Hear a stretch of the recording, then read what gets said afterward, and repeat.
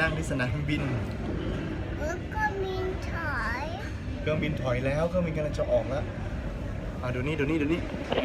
ก้านี่เห็นไหมเครื่องบินกำลังถอยแล้วเครื่องบินกำลังถอยแล้วก้าว้าวมาเครื่องบินกำลังถอยแล้วนี่น้องก้านั่งดูเครื่องบินกับพ่อมีน้องอยู่ข้างในด้วยไหนเครื่องบินอยู่ไหนชี้เราเครื่องบินอยู่ไหนเครื่องบินถอยแล้วนั่นเครื่องบินสีขาวอยู่นิ่งๆเครื่องบินสีขาวอีกลำหนึ่งกำลังถอยแล้วก็ตรงนู้นเครื่องบินสีแดงโอ้มีอีก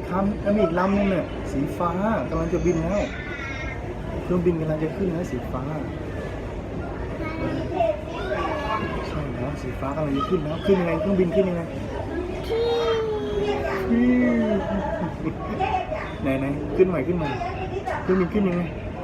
ก็มีไปพูดแล้วดูเครื่องบินอยู่ไหนการนี่เครื่องบินกำลังจะขึ้นแล้วเครื่องบินลำใหญ่จะขึ้นแล้ว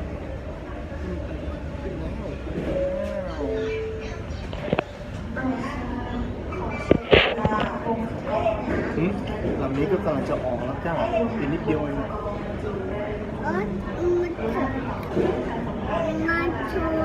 มันจะชนไหมไม่ชนมันจอดข้างๆกันบ๊ายบายให้น้อง